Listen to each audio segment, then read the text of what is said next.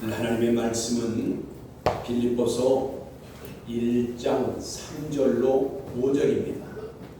빌립보서 1장 3절로 5절입니다.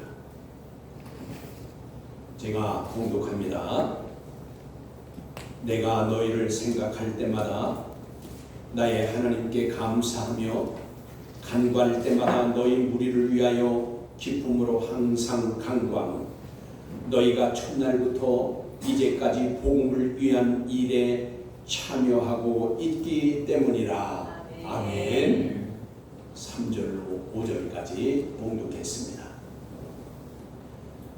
영과 진리로 예배하여 하나님 아버지께서 받으시기에 합당한 예배가 되고 하나님의 임재하심을 체험하는 은총의 시간이 되시기를 축원합니다. 오늘 말씀의 주제는 착한 일을 시작하시니가 이루신다. 착한 일을 시작하시니가 이루신다. 오늘부터 빌립보서를 강해합니다. 빌립보서는 바울 사도가 마게도냐 지역을 선교할 때의 첫 번째 지역인 빌립보에 있는 빌립보 교회로 바울 사도가 로마 감옥에 갇혔을 때에 그들에게 보낸 서신입니다. 그러므로 빌립보서를 에베소서, 골로새서, 빌레몬서와 함께 옥중서신이라고 말합니다. 빌립보 교회는 바울 사도의 전도 사역에 있어서 잊지 못할 동역자로 하나님을 기쁘시게 드린 교회였습니다. 바울 사도가 고린도 지역에서 전도할 때에 바울이 물질적으로 궁핍하지 않도록 선교 후원을 하여서 선교 후원을 해줌으로써 생활에 어려움이 없도록 헌신한 교회였습니다. 그래서 고린도후서 11장 9절에 보면 이렇게 말씀하십니다. 또 내가 너희와 함께 있을 때에 비용이 부족하였으되 아무에게도 누를 끼치지 아니하였음은 마게도냐에서 온 형제들이 나의 부족한 것을 보충하였음이라. 아멘. 그렇습니다. 빌립보 교회는 지역을 초월하여서 바울 사도의 전도 사역에 좋은 후원자가 되어주었던 것입니다. 여기 오늘 본문에 마게도냐에서 온 형제들이 그런데 마게도냐에서 왔다는 게 바로 아까 마게도냐에서 첫 번째 지역이 빌립보 지역, 거기에 있는 빌립보 교회라고 했어요. 그 마게도냐에서 온 형제들이라는 게 바로 빌립보 교회에서 선교 후원을 해줘서 내가 이 물질적으로 어려움이 없이 전도할 수 있게 해주었다라는 뜻입니다. 빌립보서의 내용 중 중요한 두 가지의 권면을 꼽는다면 첫 번째는 교회를 분열하려는 자들에게서 한 마음으로 연합할 것을 권면하였습니다. 두 번째는 빌립보 교회를 향한 유대교의 율법주의가 복음의 근본과 어긋난다는 것을 알려주기 위한 내용의 서신이었습니다. 바울 사도의 증거와 같이 여러분, 복음과 유대교의 율법주의는 다른 것입니다. 복음은 하나님의 은혜의 언약으로 구원을 얻게 되는 것이지만 유대교의 율법주의는 이방인인 빌립보 교회나 오늘날 저와 여러분에게는 관계가 없는 것입니다. 왜냐하면 율법주의란 율법이 주어진 자들이 지켜야 하는 것으로 유대인에게 해당되는 것이지만 이방인에게는 주어진 율법이 없으니 율법주의가 될 수가 없는 것입니다. 구원은 율법으로 얻는 것이 아니라 은혜 언약 디아데케, 그 디아데케 은혜에 의해서 은혜로 얻는 것이기 때문인 것입니다. 그러나 중요한 것은 구원 얻은 신자에게는 율법, 노모스라고 합니다. 이 율법의 말씀이 필요합니다. 구원 얻기 위해서는 율법이 필요하지 않지만 구원 얻기 위해서는 은혜, 예수 그리스도의 은혜지만 그러나 구원을 얻어서 얻은 신자에게는 말씀, 율법, 노모스의 말씀이 필요합니다. 즉 하나님의 자녀인 신자는 말씀, 율법이라고도 하죠.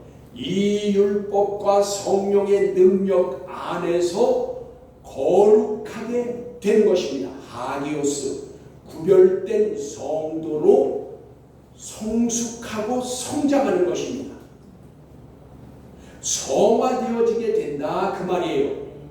그러니까 성령과 말씀이 아니고서는 성화될 수가 없는 것입니다. 그러므로 율법이 구약이므로 옛 것이라고 할 것이 아닙니다. 율법, 즉 구약이 없이는 신약, 즉 은혜 언약이 이루어질 수 없는 것입니다. 구약에 하나님의 약속이 있었기 때문에 은혜의 주 예수 그리스도께서 오셨고, 예수 그리스도는 구약에 예언된, 즉 선포된 말씀을 이루어 십자가의 대속함의 은혜로 우리가 구원을 얻게 된 것입니다. 영원한 생명을 지금 그러므로 소유하게 된 것입니다. 그러므로 예수님께서 친히 말씀하시기를 마태복음 5장 17절로 18절의 말씀에 내가 율법이나 선지자를 폐하러 온 줄로 생각하지 말라. 폐하러 온 것이 아니요 완전하게 하려 함이라. 진실로 너희에게 이르노니 천지가 없어지기 전에는 율법의 1.1획도 결코 없어지지 아니하고 다 이루리라. 아멘. 그렇습니다. 이것을 올바로 알지 못하면 성경을 오해하게 되는 것입니다. 그러면 어떤 사람들이 이렇게 말합니다. 목사님, 히브리서 7장 17절에 보면 전에 있던 계명은 연약하고 무익함으로 폐하고 라고 하였는데 그럼 구약은 폐하였다고 하지 않았습니까? 라고 물어볼 수 있어요. 그러나 여러분 그렇지 않습니다. 우리말 성경으로 읽으면 그렇게 생각할 수도 있으나 사실은 그렇지 않습니다. 여러분 여기의 전에 있던 계명이란 율법, 즉 구약의 모든 것을 말하는 것은 아닙니다. 제사장 직분과 제사에 관한 율법의 계명을 말하는 것입니다.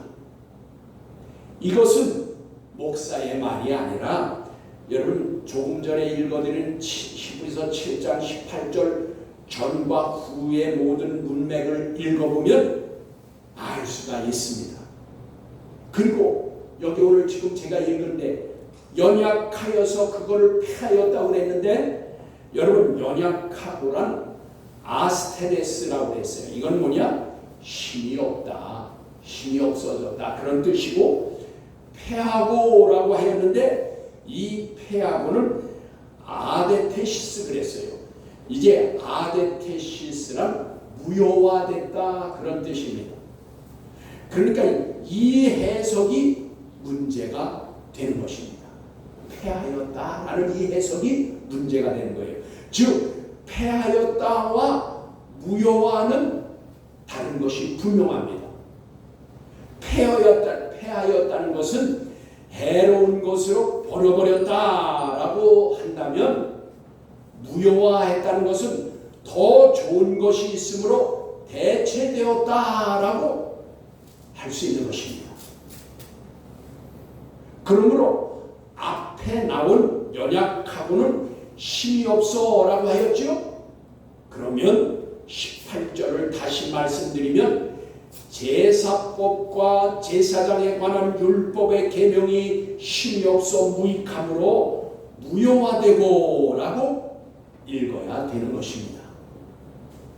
즉 율법을 전부 폐한 것이 아니라 제사법과 제사장의 질의 율법의 계명이 힘을 잃어버려서 무효화됐다라는 것입니다. 여러분 이해하십니까? 왜냐하면 18절에 밑으로 내려가서 27절에 보면 그는 저 제사장들이 먼저 자기의 죄를 위하여 먼저 자기를 위하고 다음에 백성의 죄를 위하여 날마다 제사를 드리는 것 같이 할 필요가 없으니 이는 그가 예수님이지요 단번에 자기를 드려 이루셨음이니라. 아멘. 그렇습니다. 여러분 이제 확실히 알 수 있겠습니까?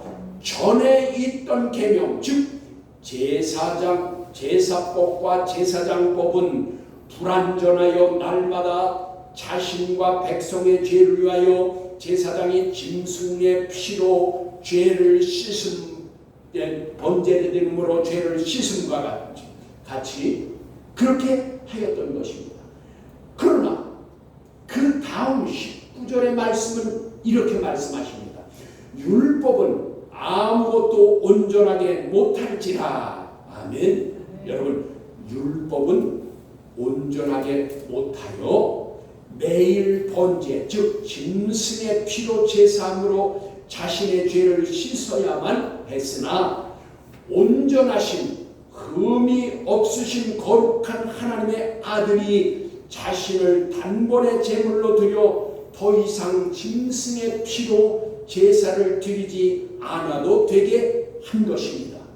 여러분 이것을 위해서 한 번에 즉 하팍스 단 한 번으로 완성하게 되었다 그 말이에요. 이것이 은혜요 은혜의 언약에 의한 것입니다. 그러므로 저와 여러분이 하나님께 나아갈 때에 짐승의 피를 가지고 나가지 않고 자신이 제사장 되고 제물이 되어 하나님께 예배를 드릴 수 있게 된 것입니다. 이것이 바로 예수께서 친히 말씀하신 바 율법을 온전하게 하신 것을 말씀하는 겁니다. 여러분 노파심에서 말씀드리는데 구약의 율법을 폐하였다고 한다면 십계명을 비롯한 모든 율법이 폐해졌다고 할 수가 있을 것입니다. 그러면 하나님의 말씀은 구약이든 신약이든 흠이 없는 것입니다. 온전한 것, 완전한 것, 텔레이오라고 하는 것입니다. 이것은 완성하다, 온전하다로 하나님의 말씀은 폐할 것이 없는 것입니다. 여러분 불완전한 것이 완전한 것이 오므로 힘을 잃어서 무익하게 된 것이지 폐한 것이 아니라 그 말이에요. 온전한 것이 왔으니까 불완전한 것은 무효화됐다 그 말이에요. 그것을 우리말 성경은 폐하였다고 해서 오해를 불러일으킨 것입니다. 여러분 아까 읽어드렸죠? 마태복음 5장 18절에 뭐라고 그랬어요? 진실로 너희에게 이르노니 천지가 없어지기 전에는 율법의 1.1획도 결코 없어지지 아니하고 다 이루리라. 아멘. 그렇습니다. 그러므로 제사법과 제사장법도 폐한 것이 아니라 완전하신 예수 그리스도께서 오심으로 불완전했던 것이 힘을 잃어서 무효화됐을 뿐이고 오히려 율법을 온전케 하신 것입니다. 여러분 그러므로 분명한 것은 구약의 율법을 폐하였다 하거나 구약은 이스라엘에게 주어진 것이니 우리와 상관없다고 하는 것은 미혹하는 말이 오니 그런 것에 여러분 속아 넘어가지 마시기 바랍니다. 이것으로 오해가 될 수가 있기 때문인 것입니다. 다시 빌립보서로 돌아가서 바울 사도는 유대교 율법주의자들이 억지를 부리기를 예수를 믿는 자들도 할례를 받아야 되고 제사를 드려야 된다고 하는 것으로 교회를 분열시킨 것에 대하여 올바로 알려주어 율법주의에 흔들리지 않게 하였던 것입니다. 바로 여러분 이것이 율법주의를 말한 거예요. 아까 예수 믿어서도 할례 받으라, 제사를 드리라, 그런 것을 강요했다 그 말이에요. 그래서 교회를 혼란시키게 했다 그 말이에요. 그것 때문에 지금 빌립보서에서 두 가지 그 말씀을 증거하는 것이다 그 말이에요. 그리고 여러분 빌립보서에서 핵심 용어는 뭐가 있냐면 복음과 기쁨입니다. 복음과 기쁨. 사실 두 단어는요 같다고 하여도 틀릴 것은 아닙니다. 왜냐? 복음이라는 것은 한자에서 온 것이지 원문의 뜻으로 말씀드리면 유앙겔리온입니다. 즉 좋은 소식, 기쁜 소식이라는 뜻입니다. 그러니까 복음은 한문에서 번역을 하니까 복음이라는 거지 원래 원문에는 복음이라는 단어가 없고 뭐예요? 유앙겔리온인데 그걸 무슨 뜻이라고요? 기쁜 소식, 좋은 소식이라 그 말이에요. 그러니 여러분 그리고 나서 두 번째 핵심 단어가 기쁨이라고 했죠. 이 기쁨이라는 단어는 여기 많이 사용하였는데 빌립보서에 빌립보 교회에게 기뻐하라는 것입니다. 기뻐하라는 것입니다. 사실 사도 바울은요 이 기뻐할 일이 별로 없어요. 왜냐? 지금 이 바울이 빌립보 교회에 서신을 쓸 때에는 로마 감옥에 갇혀 있는 상태였기 때문에 기뻐할 일이 없었습니다. 감옥에 있는 사람이 왜 그렇게 기뻐할 일이 있겠어요? 그럼에도 불구하고 나는 기쁘다. 너희도 기뻐하라. 계속 그 말을 권면하고 있는 것입니다. 신앙생활에 있어서 하나님과의 관계뿐만 아니라 사람들의 관계에 있어서도 복음의 중요성과 기쁨의 관계를 가지라는 것입니다. 여러분 매주 나와서 또 주에도 두세 번씩 만나는 사람들이 얼굴을 찌푸리고 서로 미워하고 서로 보기 싫어하면 그것이 기쁨이 있겠습니까? 그것이 천국입니까? 교회가 그게 어떻게 지옥이 되는 거죠.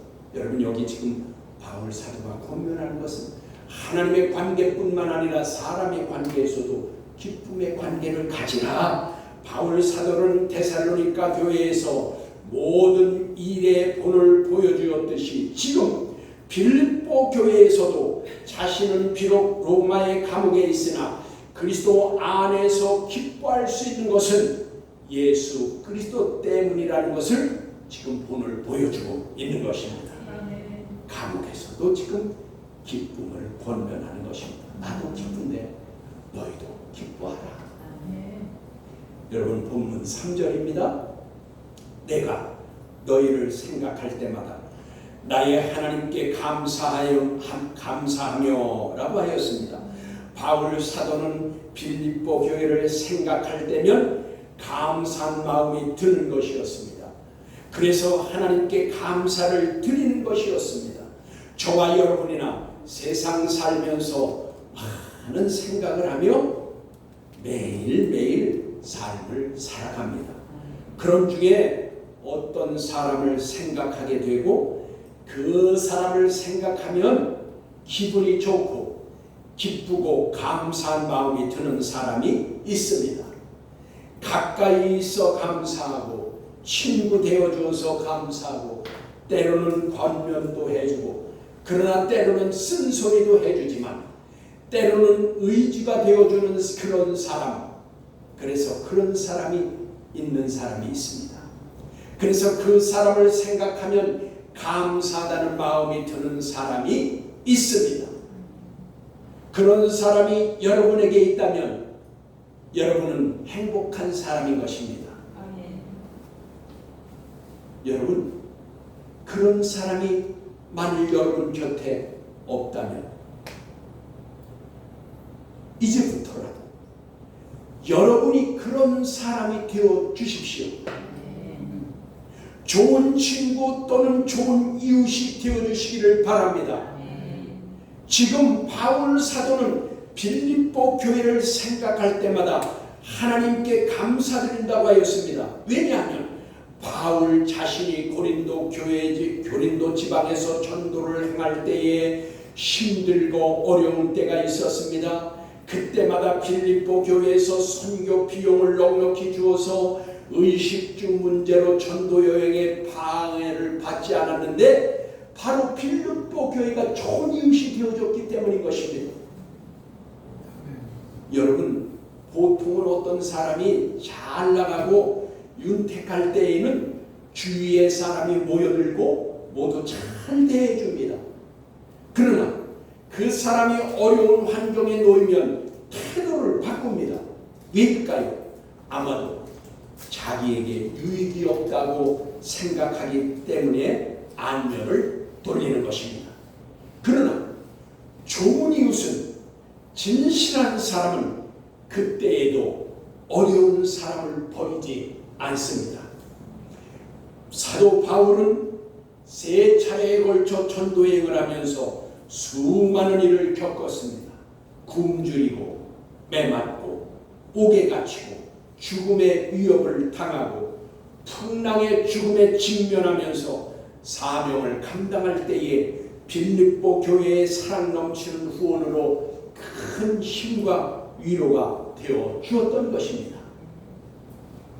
그러므로 지금 바울 사도는 로마 감옥에서 빌립보 교회의 서신을 보내면서 서두에 이렇게 고백하는 것입니다. 내가 너희를 생각할 때마다 나의 하나님께 감사한다고 증언합니다. 여러분, 어려울 때 도와주는 사람이 좋은 이웃입니다. 진실한 마음의 소유자인 것입니다. 그러므로 예수님께서 친히 하신 말씀을 기억해 보십시오. 한 율법사가 예수님을 찾아와서 영생에 들어가면 어떻게 해야 되냐고 묻습니다. 그러자 예수님께서 율법사에게 어떻게 기록되었으며 너는 그것을 어떻게 깨닫고 있느냐라고 물었습니다. 그러자 율법사가 대답합니다. 목숨을 다하여 하나님을 사랑하고 또한 내 이웃을 내 자신과 같이 사랑하라고 하였습니다 라고 대답하자 예수님께서 말씀하셨습니다. 내 대답이 옳도다. 이를 행하라. 그리하면 영원히 살리라 하시니 그 율법사가 자신을 의롭게 보이려고 예수님께 묻습니다. 그러면 내 이웃이 누구입니까? 라고 묻습니다. 그러자 예수님께서 예루살렘에서 여리고로 내려가다가 강도를 만난 사람들의 이야기를 합니다.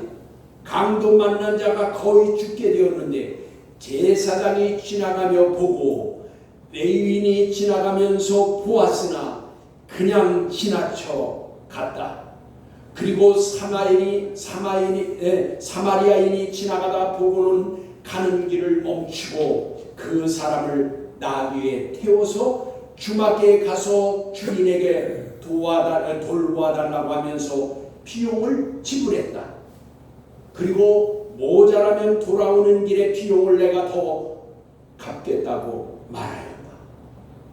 내 생각에는 누가 강도 만난 사람의 이웃이냐? 라고 묻자 율법사가 말합니다. 자비를 베푼 자니이다. 예수님께서 말씀하십니다.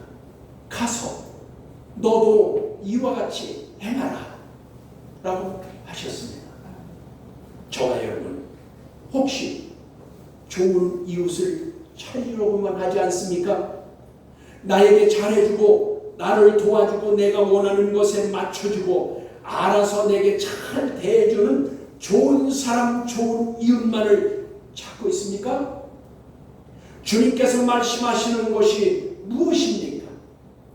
가서 너도 이와 같이 행하라.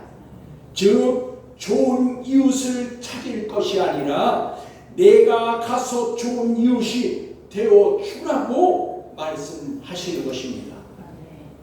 바울 사도에게 빌립보 교회는 참으로 좋은 이웃이 되어 주었기 때문에 생각할 때마다 감사하였던 것입니다.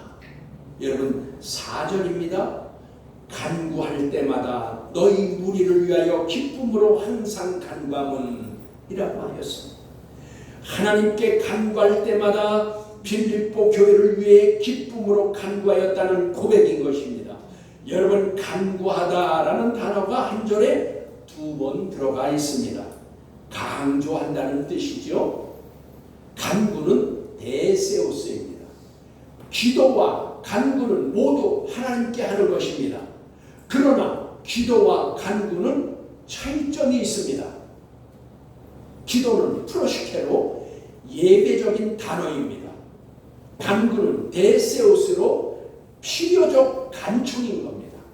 필요적인 것을 간구하는 것을 말하는 것입니다. 그러므로 에베소 5장 18절에 모든 기도와 간구를 하되 항상 성령 안에서 기도하고 라고 하였습니다.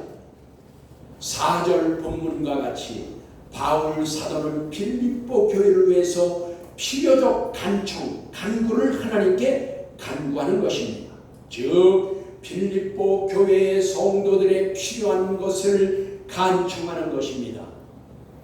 기쁜 마음으로 간구하고 간청하기를 5절에 이렇게 말합니다. 너희가 첫날부터 이제까지 복음을 위한 일에 참여하고 있기 때문이라. 아멘. 그렇습니다. 바울 사도가 마게도냐 지역에서 전도할 때에 첫 번째 지역이 빌립보라고 말씀드렸죠. 그때에 그곳에 복음이 전파된 그 첫날부터 복음이 전파되는 것에 참여하였기 때문에 기쁘고 감사하였던 것입니다. 복음이 전파될 때에 첫날부터란 프로토스 데메라인데 이것은 최상급, 비교급, 최상급으로서 복음이 전파될 때 첫날부터 너희들이 최고였다라는 뜻입니다. 빌립보 교회는 복음에 순종하였을 뿐 아니라 복음을 위해 돕는 일에도 최고였던 것입니다. 여러분 데살로니가 교회가 좋은 교회인 것은 핍박과 고난 가운데에서도 사랑의 수고와 말씀에 순종하였고 인내와 믿음으로 행하여 좋은 소문이 아가야와 마게도냐까지 전해졌습니다. 빌립보 교회는 복음에 순종하였을 뿐 아니라 복음이 전해지는 날부터 복음이 전파되게 하기 위해서 돕는 일을 최상으로 하였다는 것을 오늘 저희에게 바울 사도는 증거하고 있는 것입니다. 그리스도께서 교회를 세우신 것은 하나님의 언약이신 예수 그리스도로 말미암아 구원해 주시고 복음이 전파되어 믿는 자들의 방주인 교회로 말미암아 구원을 얻은 자들이 영원한 생명에 들어가도록 보장을 받게 하시는 것이 바로 이 교회를 세우시고 교회의 주인 되시고 교회의 머리 되신 것입니다. 여러분 저와 여러분이 전래된 즉 전파된 복음으로 말미암아 예수 그리스도를 믿어서 하나님의 아들로 나의 구세주로 믿고 교회에 나오게 하셨고 교회에 나온 우리들을 말씀과 성령으로 우리에게 주셔서 그리고 그 말씀과 성령으로 우리가 영원한 생명을 얻도록 보장받게 해주셔서 하나님 나라에 들어가게 하시게 한 것이 바로 예수 그리스도께서 은혜와 그리고 예수 그리스도께서 가심으로 성령을 보내주시고 그 전파된 말씀 복음의 말씀과 성령으로 우리를 거룩한 성도로 성장 성숙하게 해주셔서 우리가 천국에 들어갈 수 있도록 하는 것이 지금 하나님의 섭리와 은총과 복인 것입니다. 빌립보서는 이것을 기록하였고, 그리고 그리스도인들이 비록 고난 중에라도 기뻐할 것은 착한 일을 시작하신 그리스도께서 영원한 생명을 받게 하실 것을 약속하신 것을 기록해 주신 것입니다. 여러분, 말씀을 믿고 순종하여 그렇게 살아가는 저와 여러분이 위해 은혜와 진리로 충만하게 하시기를 주 예수 그리스도의 이름으로 축복합니다.